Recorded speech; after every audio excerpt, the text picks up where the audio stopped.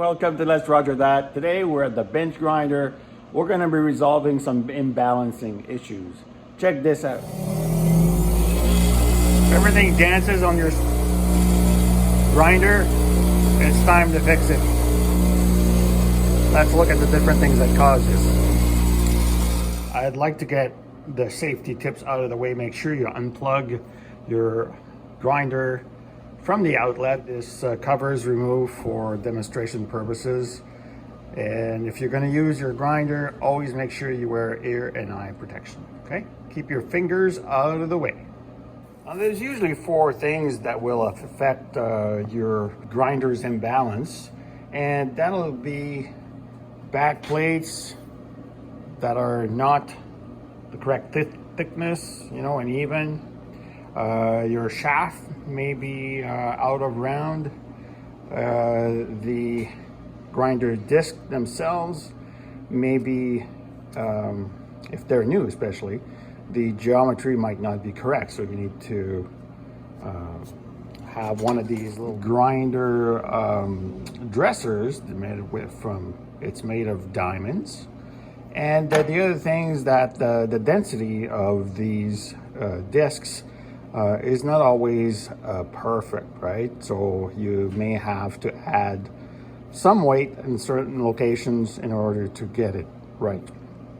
Now, as you can tell, mine is imbalanced currently because I haven't rebalanced it in a while. So clearly I need to do that. But let's go through the whole thing. First, we need to do both sides individually. So we'll have to remove both, do one, balance it correctly, and then proceed to the next. To remove this grinding disc on the right side, you hold the disc with your left hand and take a wrench and go counterclockwise. On the left side wheel of your grinder, the nut is reverse thread, right? Call it left hand thread. So when you think you're tightening, you're actually loosening, right? And that's done so that when the wheel turns this way,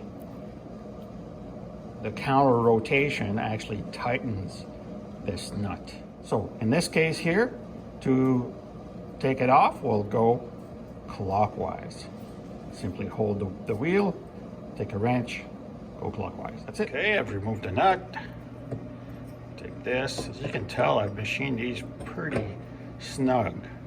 And so I'm quite confident that the issues will be something other than the shaft or anything like this, but it'll probably be like a weight imbalance. But just for the sake of practice, I'm going to take these and I'm going to put them in the surface grinder to make sure they're absolutely flat. Because at the time I first did this, I did not have a surface grinder.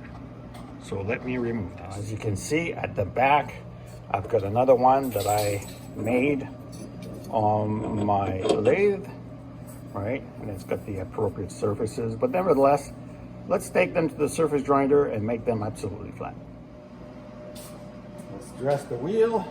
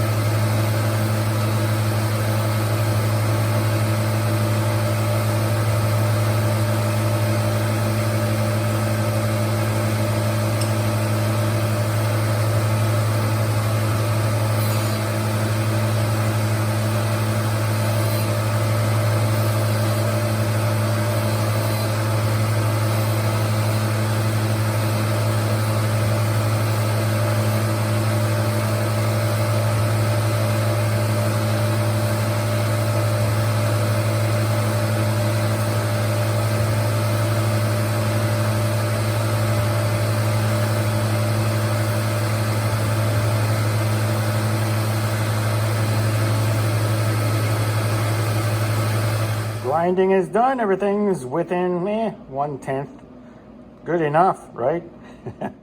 One of the things we need to do is we need to see if there's any run out on the actual shaft. So I've got a test indicator right here. This is a 5/10 of 1/1000, and I'm going to be turning the shaft from the other end so we can see if anything there is. So this is a rough surface, clearly.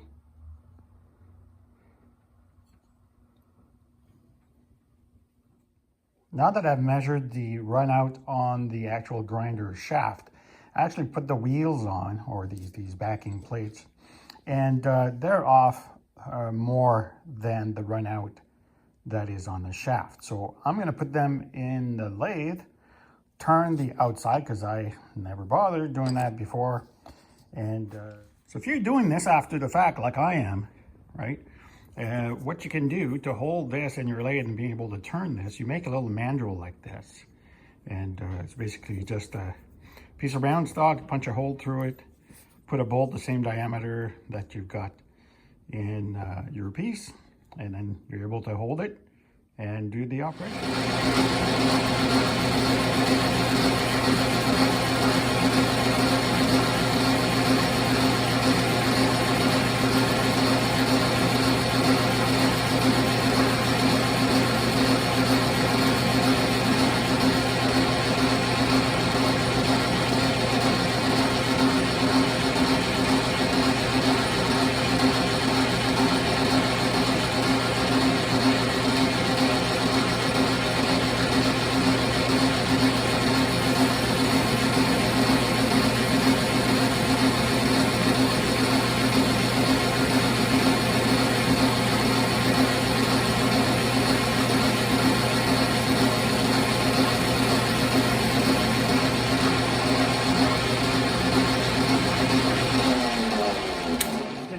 To help balance the wheel, I just like to use some Play-Doh.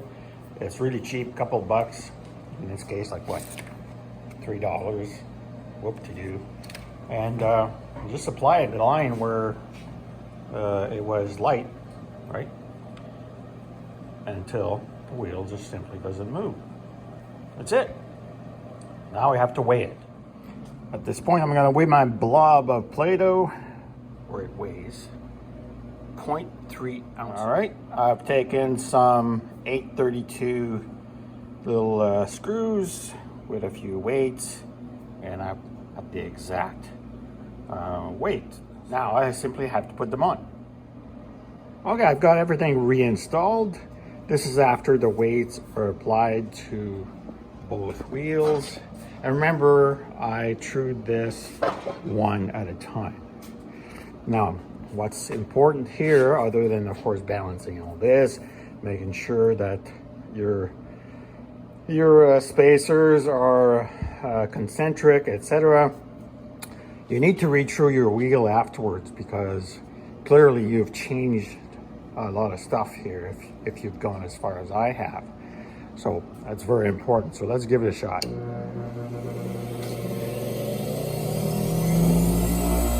And this is the result. Look, nothing's shaking off my bench. I got a whole bunch of loose drills here. This thing used to shake like crazy. And I've got this with a bunch of nuts in it. It's barely making any noise. So that is what I call total success. And I clearly have to do this occasionally, but well worth your while. Because if the earth was flat, I would have been thrown off years ago. Okay, so thanks for watching. Please like and subscribe. Shoot me a comment if you want to. And take care. Bye-bye.